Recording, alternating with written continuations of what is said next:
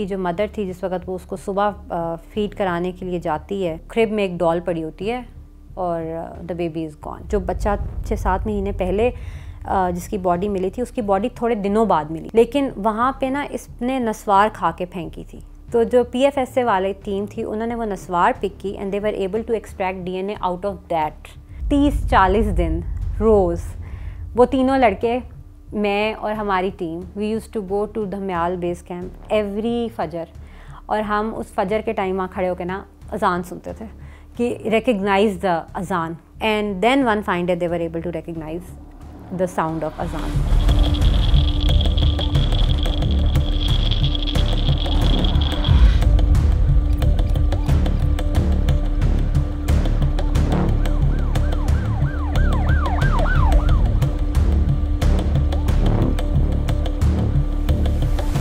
हमारी जो सोसाइटी है, जिस तरह से अभी हम लोग ग्रो करें, ज़ाहिर है eventually things will change and things will improve, लेकिन किसी भी लड़की का पोजीशन ऑफ अथॉरिटी में होना बहुत ज़रूरी है। जैसे वो मुझे हमेशा बताते होते थे कि जब हम स्कूल में थे तो चकपाल में एक लेडी सेशन जज पोस्ट हुई, तो आई रिमेंबर ही वुड, उस टाइम पे जब हम बहुत छोटे थे और इन चीज़ों को शायद प्रोसेस नहीं कर सकते थे, तो ही came and he told me कि वो लेडी सेशन जज आई है और सारे मेल लॉयर्स उसके आगे पेश होते हैं और वो उससे इतना डरते हैं कि वो उसको मैडम नहीं कहते, सर कहते हैं। कि जिस वक्त आई ग्रेजुएटेड फ्रॉम यूनिवर्सिटी, तो बहुत सारी ऑप्शंस थी, मास्टर्स के लिए भी कर सकते थे, बाहर भी जा सकते थे। ही वाज लाइक कि 1-8 साल ले लो और ये एक कैरियर ऑप्शन है, इसको अप्लाई कर दो, फिर देखेंगे। और यही हुआ कि वो मैंने किया और वो it worked out.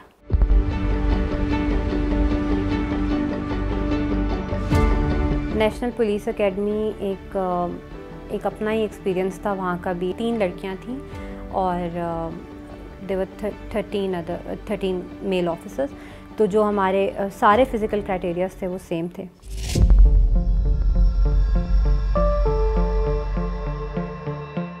Civil lines में जब मैं गई तो सबसे पहले आई रिमेंबर कि जब भी आप एक नई पोस्टिंग पे जाते हैं ना ऑपरेशंस में, तो आप सबसे पहले ही पूछते हैं कि इम्पोर्टेंट केसेस यहाँ पे क्या चल रहे थे। तो आई रिमेंबर कि गुलजार कायद के अंदर एक 9 साल का बच्चा था, उसकी डेड बॉडी मिली थी और वो 302 का ही केस दर्ज हुआ था और अनट्रेस्ड चल रहा था वो। अभी हम उसी प्रोसेस में थे कि इस बच्चे के साथ क्या हुआ होगा, तो इतने में एक और बच्चे की बॉडी हमें मिल गई थाना एयरपोर्ट के इलाके से, गुलजार कायद में, और वो हमें एक मिली एक अंडर कंस्ट्रक्शन घर था वहाँ से। और जिस तरह से वो जो बॉडी का पोस्चर था वो दोनों बॉडीज़ का सेम था। जिसने भी किया ये किया किसी एक ही आदमी ने। वहाँ से क्योंकि वो फ्रेश केस था, उसमें एविडेंस भी ज़्यादा अवेलेबल था, तो हमने उस पर काम करना शुरू कर दिया। हमने उस अंडर कंस्ट्रक्शन घर के इर्द गिर्द के सारे घर देखे, उसमें हमने देखा कौन कौन रहता है, तमाम मेल्स का बायोडाटा लेना शुरू कर दिया। जिस तरह वो स्लम एरिया सा था, तो उसमें एक ऐसा रास्ता था जिसमें से सब लोग गुजरते थे और उस चौक में एक मस्जिद थी और मस्जिद का एक कैमरा हमें मिल गया। हमने उन 5-6 दिन की जो उसके अंदर फुटेज स्टोर थी, हमने वो बंदे आइडेंटिफाई करना शुरू कर दिया। वो उसी इलाके के लोग थे जो आ रहे जा रहे थे। उसमें फिर जो भी हमारी इन्वेस्टिगेशन टेक्निक्स होती हैं, हमने एक बड़ा एलेबोरेट अपना परफॉर्मा बनाया कि हम इससे पूछें कि तुम आज कहाँ थे, कल क्या थे, इस टाइम तुम क्या कर रहे थे। फिर उन सारी चीज़ों को हमने चेक करना शुरू कर दिया कि हमें थोड़ा आइडिया था कि ये बच्चा मिसिंग कब हुआ है और किस टाइम ब्रैकेट में ये मरा है। तो बेसिकली उस टाइम ब्रैकेट को हमने हर बंदे का क्रॉस चेक करना शुरू कर दिया और आप यकीन करें कि हमने कोई 300-400 बंदा वहाँ से पिक किया और हमने सबको चेक किया। करते करते करते हमने 8-9 बंदे शॉर्टलिस्ट कर लिए जिनके वेयर अबाउट्स जो थे वो मशकूक थे और उनमें से we were able to identify our child molester. वो 18-19 साल का लड़का था, उसको हमने पकड़ा, फिर उसके DNA हमने कराया, उसके DNA भी मैच किए। जो हमारी पंजाब फॉरेंसिक साइंस एजेंसी है वो इतनी अच्छी है कि जिस वक्त जो बच्चा 6-7 महीने पहले जिसकी बॉडी मिली थी, उसकी बॉडी थोड़े दिनों बाद मिली, लेकिन वहाँ पे ना इसने नस्वार खा के फेंकी थी। तो जो PFSA वाली टीम थी, उन्होंने वो नस्वार पिक की and they were able to extract DNA out of that. तो जिस वक्त हमने उस मोलेस्टर को पकड़ा तो वो जो नस्वार वाला DNA था उससे भी वो मैच हो गया।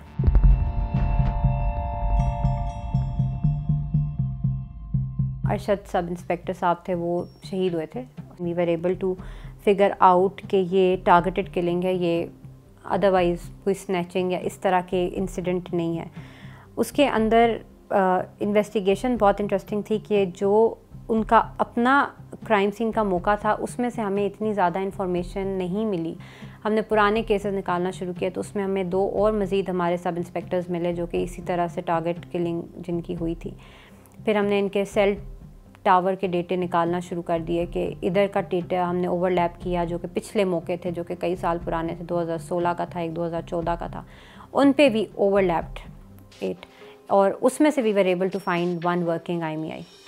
और उस क्लू को लेकर हमने तमाम शूटर्स आइडेंटिफाई किए जो कि किसी किस्म के क्रिमिनल रिकॉर्ड का पार्ट नहीं थे। We were able to bring them from different parts of the country. कोई हमने पेशावर से पकड़ा, कोई हमने सरगोदा से पकड़ा, कोई हमने कहीं और से पकड़ा। वहाँ डिफरेंट इलाकों में रेड करके अटक के जो जॉइनिंग एरियाज़ हैं KP के साथ, कुछ हमने वहाँ से बंदे पकड़े और वो पूरा गैंग हमने बस्ट किया और अब उनका ट्रायल चल रहा है।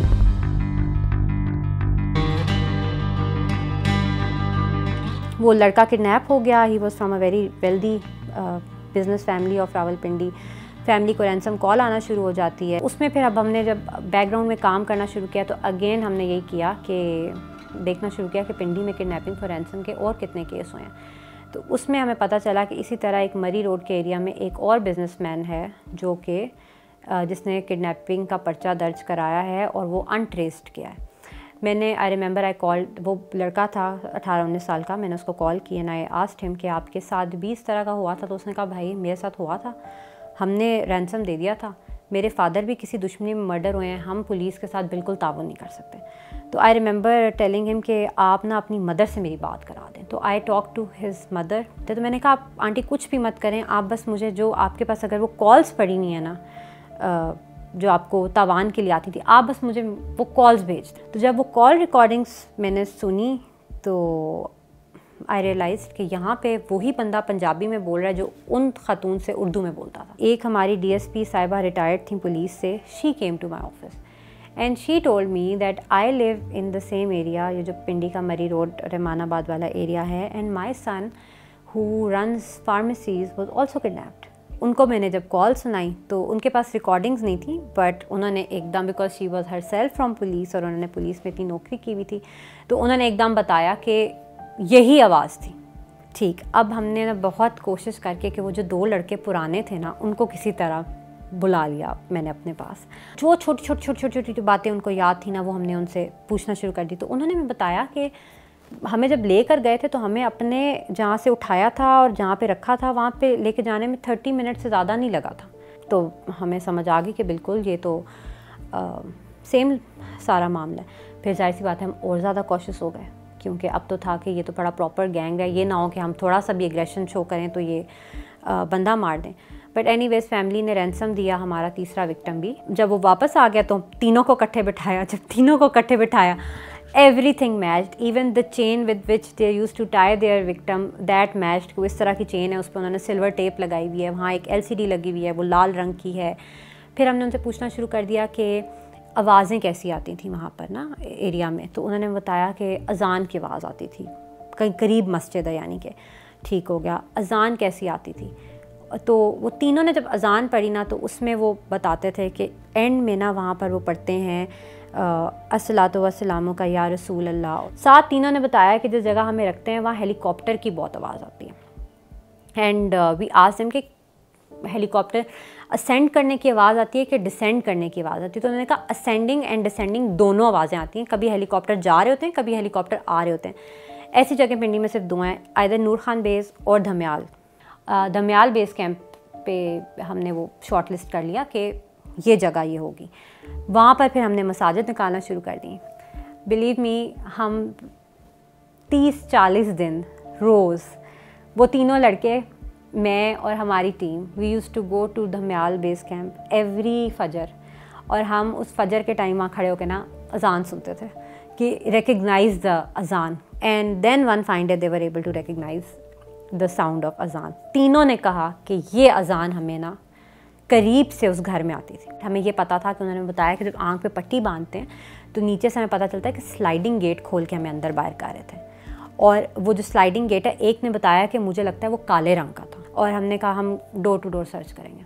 हमने घर सर्च करना शुरू कर दिया और करते करते करते करते करते हम उस बंद घर तक पहुंच गए। It took more than 2.5 months. जब हम जिस टाइम पे हम घर ढूंढ रहे थे उसी टाइम पे हम मुझे उस एरिया के अंदर रेंटेड कार्स थी ना, हमने वो भी सारी चेक करना शुरू कर दी कि इन डेटों पे कौन कौन सी गाड़ी निकली है। गाड़ी पे हमारा लास्ट विक्टिम किडनैप हुआ था, वो गाड़ी जिस डेट को निकली और जिस बंदे ने निकलवाई वो डिटेल भी हमें मिल गई। वो जो रेंटेड कार था वो उसने अपने आईडी कार्ड से, वो एक बंदे ने गाड़ी रेंट पे ली हुई थी, उस आईडी कार्ड के हम पीछे चल पड़े। हमने एक पिक किया, उससे पूछा, बाकी उसने बताया नहीं हमें, उसने कहा हमें तो पता नहीं, लेकिन उस दिन मैंने अपनी गाड़ी रेंट करके ना फलाने अपने दोस्त को दे दी थी। हमने कहा ओके, हमने अपनी सारी वो चीज़ें पकड़ी और वो जो बाकी लड़कों का उसने बताया उनके नंबर्स के पीछे हम चल पड़े। हमने वो लड़के पिक कर लिए। 11 बजे तक हमें पता चला था उस लड़के का, और सुबह 4 बजे आई रिमेंबर हमने सारे पकड़ लिए थे। और जब हमने वो पकड़े तो वो माने ना, वो कहें हमने तो किया नहीं।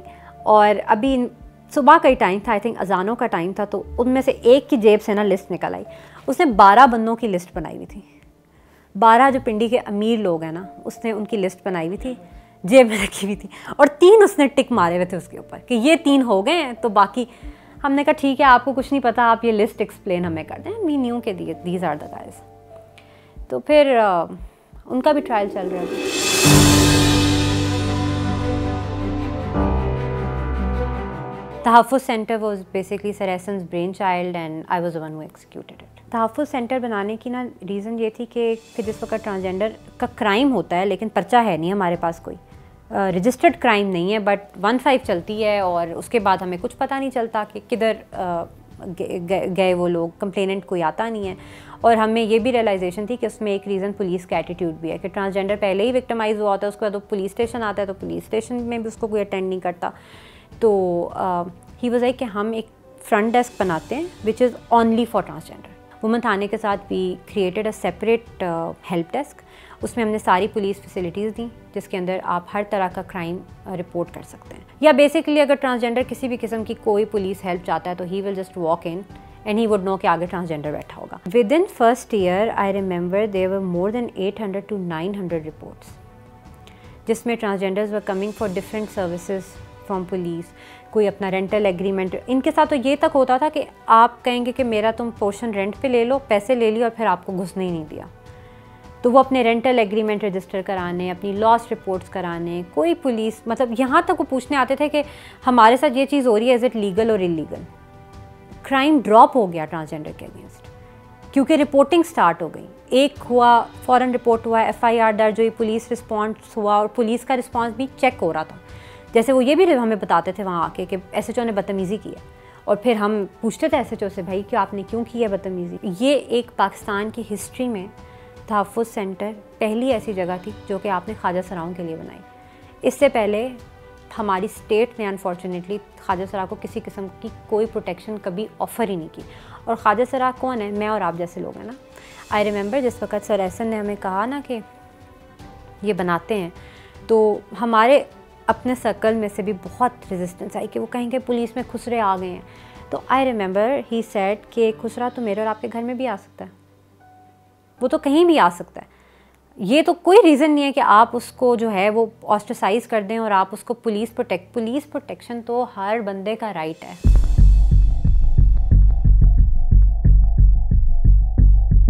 After completing my 1 year as ADOFC in diplomatic conclave, I was posted back in Punjab and I joined as STPO Newtown.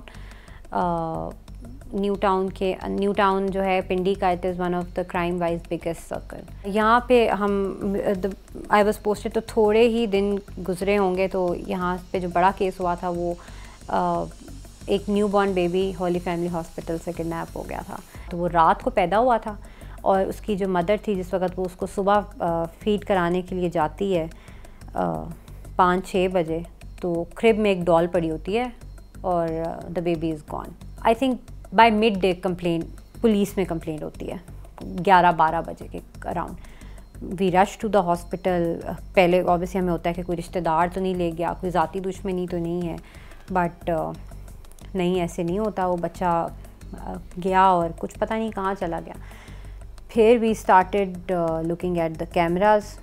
एक जो कैमरा था वो नर्सरी के दरवाजे पे लगा हुआ था, वो कैमरा भी हमने देखना शुरू कर दिया, लेकिन नहीं, बिल्कुल कोई बंदा बच्चा लेके निकल ही नहीं रहा, कुछ समझ नहीं आ रही किधर किधर गया बच्चा। काफ़ी हमने कैमरा देखे, सब कुछ किया, फिर देन वी फिगर्ड कि बस ये जो नर्सरी का दरवाज़ा है ना, यही है हमारी एक, हमें there is something that we are missing.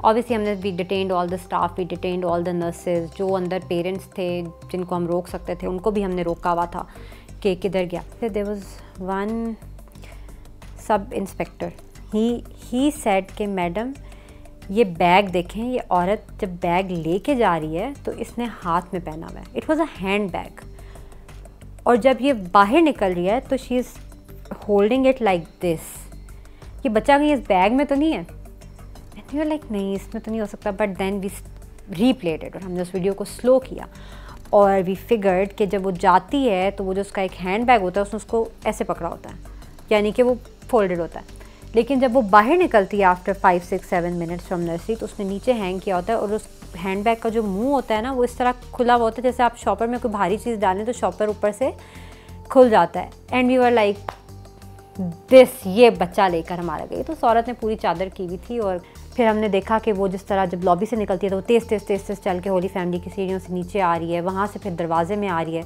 दरवाजे से हमने देखा कि वो गेट की तरफ चली गई है, गेट पे कोई कैमरा नहीं। उसके सामने फार्मेसीज़ हैं, अगर आपने होली फैमिली देखा हो, हमने उन सारी फार्मेसीज़ के रातों रात कैमरे उतरवाए, वहाँ से हमने DVRs पकड़ी, उसमें हमने देखना शुरू किया ये औरत किधर गई किधर गई किधर गई। कुछ समझ नहीं आता, सिर्फ एक रिक्शे में समझ आता है कि वो औरत बैठ के ना इस रिक्शे में जा रही है। ओके फाइन, अब वहाँ पर कई हज़ार ग्रीन कलर के रिक्शे हैं। खैर करते करते जो पीछे वाला रिक्शा था हमने वो ढूंढ लिया, वो पहचान लिया एक बंदे ने। उससे हमने पूछा, उसने कहा कि ये जो आगे वाला है ये एक बंदा है बूढ़ा सा, ये उसका रिक्शा है और ये अक्सर हॉली फैमिली के ही आगे पीछे होता है। फिर एक नई वो हमें हो गया कि ओके फ़ाइन, अब हमने वो बूढ़ा बंदा ढूंढना शुरू कर दिया। एनीवेज़ अल्लाह का फ़ज़ल होता है, आपकी मेहनत होती है, फ़ज़ल अल्लाह का होता है। हमें वो दाढ़ी वाला बंदा मिल गया। इसी तरह ढूंढते ढूंढते ढूंढते रिक्शे चेक करते करते होली फैमिली कमर्शियल मार्केट, जो बाहर की जो उनकी गलियां हैं, जो जगह हैं, अब वो जब हमें अंकल मिले, उनकी फ़ोटो भी है मेरे पास, तो he was so old, he was 78-80 years old and he did not of course remember anything. और हम उससे पूछ रहे हैं 4-5 दिन पुरानी बात, और वो पता नहीं कितनी सवारियाँ इन बिटवीन बिठा चुका है, लेकिन उसने ना ये की कि एक बच्चे के साथ औरत मैंने छोड़ी है कहीं पे, कहाँ छोड़ी है, बच्चा कैसा था, बड़ा था छोटा था, he does not remember anything. लेकिन उसने हमें ये कहा कि मैं बन्नी थाने के आगे से गुजरा था। हम बन्नी थाने भागे सारे, बन्नी थाने का हमारे कैमरे लगे होते हैं दरवाजे के बाहर, तो हमने बन्नी थाने से ना फुटेज निकालना शुरू कर दिया। टाइम तो हमें पता था कि किस टाइम पे हम चेक करें, बन्नी थाने के आगे से वो रिक्शा गुजरता है, और फिर हमने बन्नी थाने के आगे से कैमरे उठाना शुरू कर दिए, जो किसी ने घर पे लगाया हुआ है, किसी ने कहीं लगाया हुआ है, कहीं करते करते करते करते करते करते करते हम उस गली तक पहुंच गए जहाँ पे वो बाबा जी उस औरत को ड्रॉप करते हैं, एंड शी गोज़ इन, और वो थी चुंगी नंबर 8। ओके, अब हमें समझ आ गई कि यहाँ पे ये औरत रिक्शे से उतरी है, इसका मतलब कि ये पैदल ही गई है ना, जिधर भी गई है। तो अब ये पैदल कितना दूर जा सकती है? 2 किलोमीटर जाएगी? नहीं। 1 किलोमीटर जाएगी? नहीं। 500 से 800 मीटर ही जा सकती है। अगेन वही रेडियस जो तरीका है हमारा, निकाला, इतने घर हैं, ऐसे वैसे, और we started a search operation. I remember कि कोई 234 घर थे, नीचे से ऊपर से ऊपर से ऊपर, और हर घर में एक अलग फैमिली रह रही है वहाँ पे, जिस तरह कंजेस्टेड वहाँ की आबादी है। हाँ जी, और वही पुराना पिंडी का इलाका है, तो वही पतली पतली गलियाँ, और हर गली के अंदर 50 घर, और 50 घर के अंदर हर घर के अंदर 4-4 फैमिलीज़। और मुझे याद है कि हर घर मैंने खुद देखा, हर घर, ममटी तक, टैंकी तक खोल के चेक की। और जिस घर में हमें कोई न्यू बॉर्न बच्चा, क्योंकि वहाँ पे बच्चे भी ज़ाहिर है हर घर में, तो हम बस बैठ जाते थे कि ये वो बच्चा तो नहीं है, उसकी माँ से पिक्चर्स भेज रहे हैं, उसे चेक करवा रहे हैं। हमें बच्चा नहीं मिला, रात के इसी तरह गेन अगली रात आ गई है, नॉन स्टॉप चलते चलते। अजानों का टाइम हुआ तो हमने बस की सर्च अपनी। और again I told my SP, मैंने कहा सर मुझे बड़ी उम्मीद थी कि यहाँ से बच्चा मिल जाएगा, तो ये तो यहाँ भी नहीं मिला। अब तो ज़ाहिर है जिधर हम आए हैं उसको भी पता चल गया कि हम यहाँ आ गए हैं, तो अब तो पता नहीं वो बच्चे को किधर करेगी। तो बस भाग भाग के, और आई रिमेंबर जिस वक्त सारे घर हो गए और मैं नीचे थी तो मुझे लगता था मेरी टांगें नहीं है मेरे साथ। वो अपना हमने ऑपरेशन इसी तरह जो था वो फजर के टाइम क्लोज़ किया, और फिर obviously we came back to police station, और हम लोग तब भी आई रिमेंबर हम बैठ के ये देख रहे थे कि अच्छा अब कहाँ कहाँ और कैमरे हैं इस लोकेलिटी में जो कि हमने पिक करने। इतने में एक वायरलेस कॉल चलती है कि एक डिस्पेंसरी है और उसके ऊपर एक न्यूबॉर्न बेबी को कोई छोड़ गया और उसके ऊपर एक चिट लगी हुई है कि आप ये हॉली फैमिली से बच्चा किडनैप हुआ है और ये आप पुलिस के हवाले कर दें। हमने तो हर चीज़ छोड़ी, हम भागे उधर, और वो बच्चा था वहाँ पे, बच्चे को हमने उनसे लिया और उसको लेकर हम वापस हॉस्पिटल आए। पहली तो कंसर्न ये था कि इसको चेक करें, 3-4 दिन 5 दिन गुजर गए हैं, बच्चा ठीक है नहीं ठीक है। बच्चा बिल्कुल ठीक था, अल्लाह का शुक्र है। मैं आपको अगर सही बताऊं तो उस टाइम हम सब इतने खुश थे, हमें लगता था कि ये हमारा अपना बच्चा है। हम इतने आई रिमेंबर मेरा my SHO inspector Javed, he was इतना वो खुश, उसने फीडर उठाया हुआ, और मतलब वो ज़ाहिर घर वाले तो आई एम श्योर खुश हुए होंगे, लेकिन हम लोग इतने खुश, हम सब के सब, my SP, my SSP, my CPO साहब, सब इतने खुश थे कि हमने ये बच्चा हमने रिकवर कर लिया। फिर खैर वो पेरेंट्स को दिया, ऑफ कोर्स उनके लिए तो मौजज़ा था, बिकॉज़ उनको लगता था अब 4-5 दिन हो गए, अब तो बच्चा हमें कभी नहीं मिलेगा। तो खैर बहुत अच्छा ये केस एंड हुआ, वो बच्चा हमें रिकवर हो गया। उसके बाद फिर जिस डिस्पेंसरी से मिला वहाँ से we were able to trace the people back, and they were also apprehended, and now they are also under trial.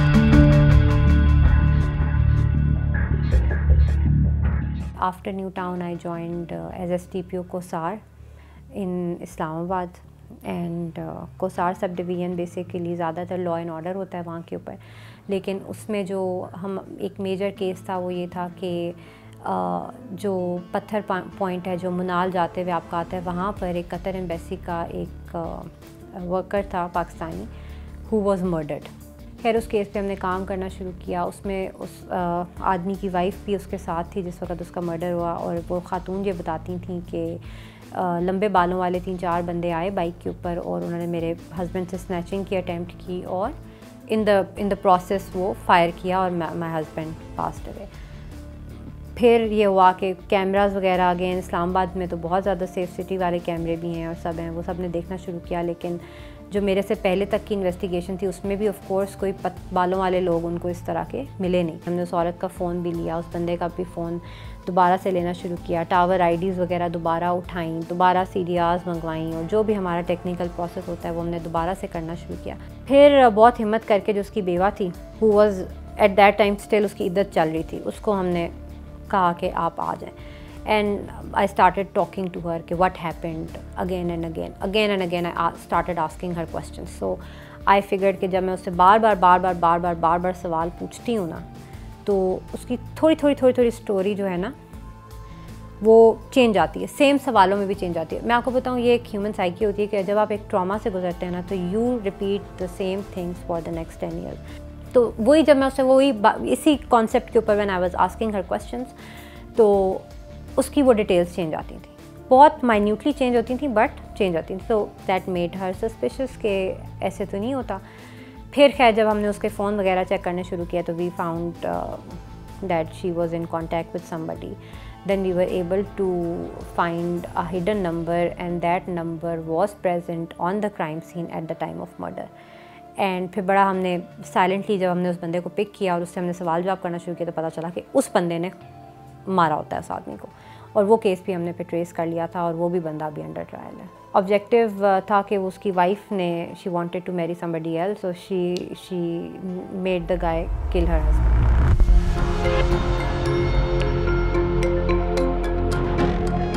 कोसार में I stayed for like 4 months, 3.5 months, and then I was posted to Sehala. Sehala is rural Islamabad, and again I was surprised that even when it's the capital city, I was the first female officer to get posted in Sehala.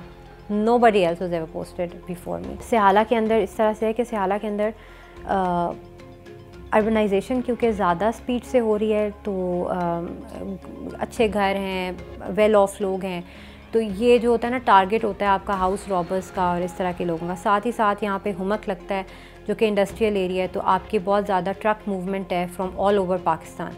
तो basically आपका criminal दूसरे district से, कई दफ़ा दूसरे provinces से आता है, यहाँ पे क्राइम करता है एंड देन क्राइम करते ही वापस चला जाता है और बिल्कुल अनट्रेसेबल हो जाता है। इसमें हमारे पास डकैती मर्डर के बहुत सारे केसेस हुए जिसमें सब ट्रेस हुए, लेकिन जो मैं इस वक्त ज़िक्र करूँगी उसमें एक हमारा इसी तरह से था कि एक ट्रक ड्राइवर गिलगित से यहाँ आता है कुछ सामान लेकर, expensive stuff, and he has cash with him.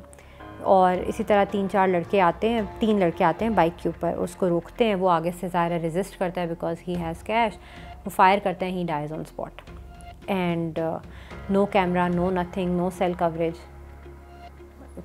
डकैती मर्डर आपकी हो गई है। और वो गिलगित से वो बंदा आया हुआ है और वो इस्लामाबाद में आके मर गया हुआ है। खैर वो फिर हमने ट्रेस करना शुरू किया, अगेन वही टेक्निकल तरीके से करते we were able to figure out कि एक हमने IMEI ट्रेस कर ली कि हमारे टाइम ऑफ मर्डर पे ये IMEI जो है पहले हमारे एरिया में होती है, फिर हमारे एरिया से बाहर निकल जाती है, उसके बाद फिर डीएक्टिव हो जाती है, जो हमारा एक तरीका होता है वो पूरा। तो हमने वो लड़के पकड़ लिए और जब हमने पकड़े तो हमें पता चला कि दे वर इन्वॉल्व इन मल्टीपल डकैती मर्डर्स, दे वर प्रॉपर किलर्स। और वो आइस करते थे, नशा करते थे, ज़रा सा कोई रेजिस्ट करता था they would fire a shot and they were never apprehended before. वो हमने पकड़े। फिर इसी तरीके से एक यहाँ पर और केस हुआ जिसमें अगेन वो मिसिंग पर्सन का केस हमारे पास दर्ज था, जिसमें एक हस्बैंड, वाइफ और उनकी एक 6 महीने की बेटी स्वां गार्डन से मिसिंग थी। और जो लड़के के वालिद साहब थे उनकी मुद्दत में उनके मिसिंग होने का पर्चा दर्ज था कि मेरा बेटा जो है अपनी फैमिली के साथ गायब हो गया। Apparently good family, everything normal, happily married, no financial issues, a good small family. कुछ समझ नहीं आ रही कहाँ चला गया, कोई कह रहा है वो सऊदीया चले गए हैं, कोई कह रहा है कि वालिदैन से लड़के चला गया, समझ नहीं आ रही लड़का किधर चला गया। सब कुछ चेक करते जा रहे हैं हम, कुछ समझ नहीं आ रही कि मिसिंग होने की ना कोई लॉजिक समझ नहीं आ रही कि क्यों मिसिंग है।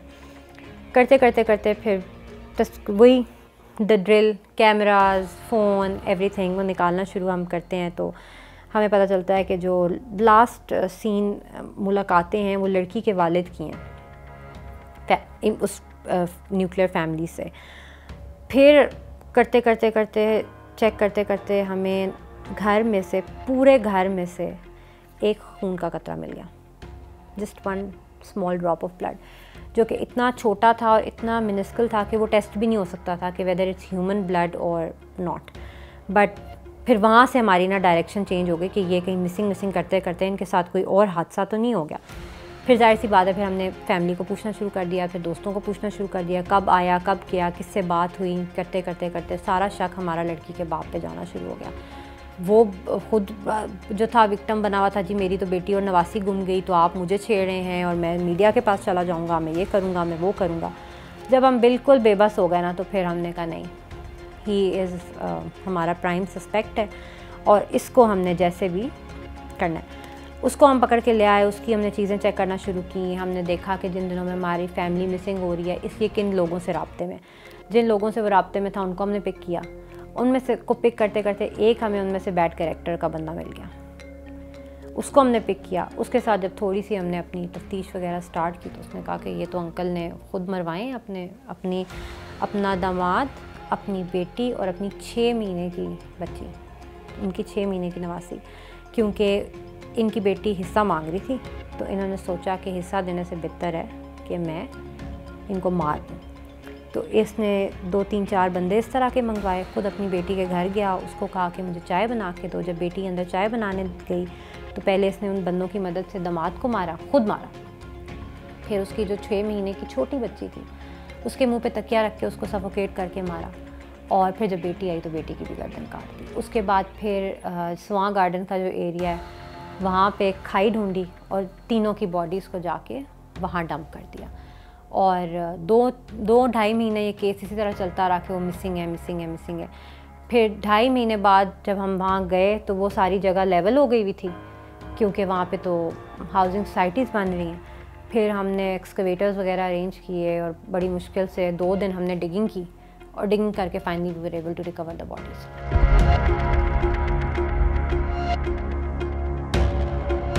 यहाँ पे हमारी हाउस रॉबरी स्टार्ट हो गई बहुत ज़्यादा। हो, एक घर में हुई, 2 घर, 3 घर, 4 घर, ट्रेस करना शुरू किया, समझ नहीं आ रहा, कोई फिंगरप्रिंट्स नहीं है, जो भी आ रहे हैं उन्होंने मास्क पहने हुए हैं, एक का हुलिया दूसरे से फ़र्क है, दूसरे का हुलिया तीसरे से फ़र्क है, तरीक़ा वारदात सिमिलर है, बट ना जिस वक्त हम विक्टिम से पूछते हैं ना वो हाइट सेम बताते हैं, ना वो लेजेस सेम बताते हैं। अगेन कन्फ्यूजन के कौन कर रहा है, किधर से हो रही है।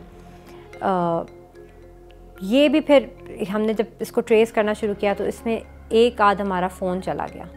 फ़ोन के पीछे हमने जब ट्रेस करना शुरू किया तो वो फ़ोन चला अफ़गानिस्तान में।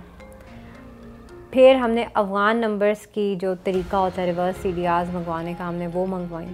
वहाँ से हमने लोकल बंदे ट्रेस किए, लोकल बंदे हमने पिक किए, उनके कॉन्टैक्ट्स आगे से चेक किए, जो हमें बैड कैरेक्टर्स लगे उनको हमने पिक किया, कुछ अटक से, कुछ हरीपुर से, कुछ पेशावर से, कुछ from all over the GT road के डिस्ट्रिक्ट से, and we were able to bust the gang, 12 member gang. और उसमें फिर भी रियलाइज़ कि ये हमें फिगर आउट इसलिए नहीं होता था क्योंकि वो अगर एक घर में 4 गए हैं तो अगली दफ़ा 3 बदल के जाएंगे, अगली दफ़ा 2 बदल, वो विलिंग ऐसे, क्योंकि उनको ना जब आप उन लोगों से पूछते हैं तो आपको खुद बताते हैं कि हमें पता है कि पुलिस, क्योंकि एक आध बंदा भी अगर पकड़ा जाता है और जेल से आता है ना तो वो ये सारी बातें आके बताता है कि तफ्तीश में ये सवाल पूछते हैं। इस तरह से हम ट्रेस हुए थे, इस तरह फ़ोन की हमने गलती की थी।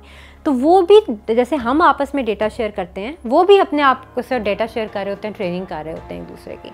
तो एक दफ़ा जो जेल से आया हुआ क्रिमिनल है उसको पकड़ना तो पहले से 3 टाइम्स ज़्यादा मुश्किल होता है, बट ये है कि पकड़ा जाता है, क्रिमिनल पकड़ा जाता है। वो हमने 12 के 12 लोग पकड़े थे, and again they are also under trial right now.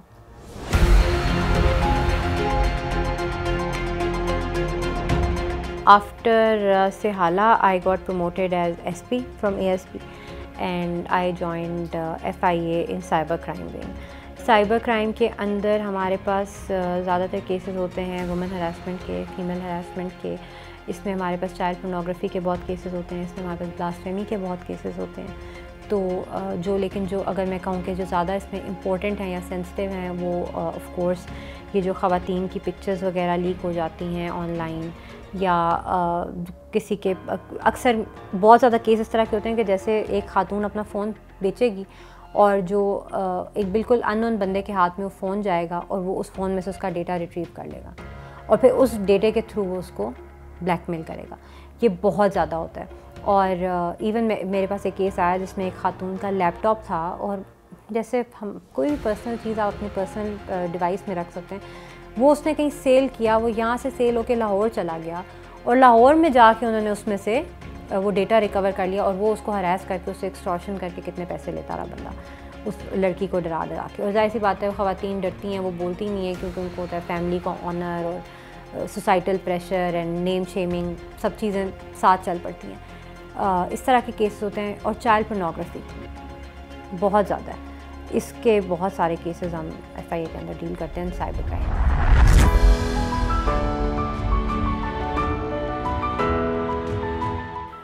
देखें पुलिस सर्विस के अंदर भी और बाकी भी हमारी जितनी सर्विसेज हैं, चाहे वो किसी भी लेवल की हैं, ख़वातीन are 50% part of your population. ठीक है, अब जिस वक्त तक ख़वातीन एक्टिव रोल प्ले नहीं करेंगी ना, आपकी इकॉनमी जो है वो इस स्लम्बर से बाहर नहीं निकल सकती।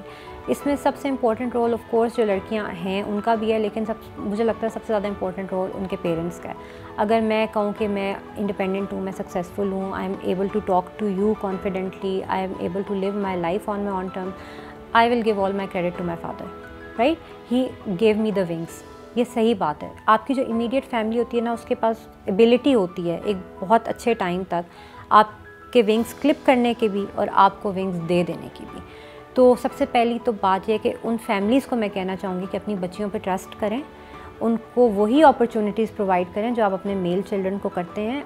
They will make you proud, and आप उनको सपोर्ट करेंगे तो वो कल को आपको सपोर्ट करेंगे। ये जो एक हमारे यहाँ कॉन्सेप्ट बना होता है ना कि लड़के सपोर्ट करते हैं, लड़कियों को भी तो आप लोग टाइम पे सपोर्ट नहीं करते जिस वक्त उनको चाहिए होती है। लड़कों को आप सपोर्ट करते हैं, वो किसी काबिल हो जाते हैं, कल वो आपको फाइनेंशियली सपोर्ट करते हैं। तो सबसे पहले पेरेंट्स अपनी बच्चियों पे ट्रस्ट करें, उनको सपोर्ट करें, उनको वो सब अपॉर्चुनिटी प्रोवाइड करें, इक्वल ग्राउंड प्रोवाइड करें, सो दैट वो एक्सेल करें अपने कैरियर्स में और आपको भी, आपके लिए भी फ़ख्र का बायस बने और मुल्क के लिए भी। और जो बच्चियाँ हैं जो देख रही हैं, पुलिस है या कोई भी महकमा है, आपकी अपनी आइडेंटिटी होनी चाहिए। You should not be known for somebody's daughter, somebody's sister, somebody's wife. आपकी एक अपनी आइडेंटिटी होनी चाहिए। You are a human being, you should be financially independent, you should be able to move around in the society confidently, and you should not be dependent on anybody else. ये बहुत important है। ये तो एक human integrity जो होती है ना, उसका एक बेसिक जुज़ है कि आप इंडिपेंडेंट हो और आप किसी के ऊपर रिलाई ना करें, तभी ह्यूमन इंटेग्रिटी आप डिराइव कर सकते हैं। तो ये बात उनको समझनी चाहिए और उनको अपनी इंडिपेंडेंस के ऊपर कोई कॉम्प्रोमाइज़ नहीं करना चाहिए। Thank you for watching the full video. आप में से बहुत से ऐसे लोग हैं जिन्होंने शायद हमारा यूट्यूब चैनल सब्सक्राइब नहीं किया। So if you want to support independent journalism and watch more meaningful content, please subscribe to our YouTube channel.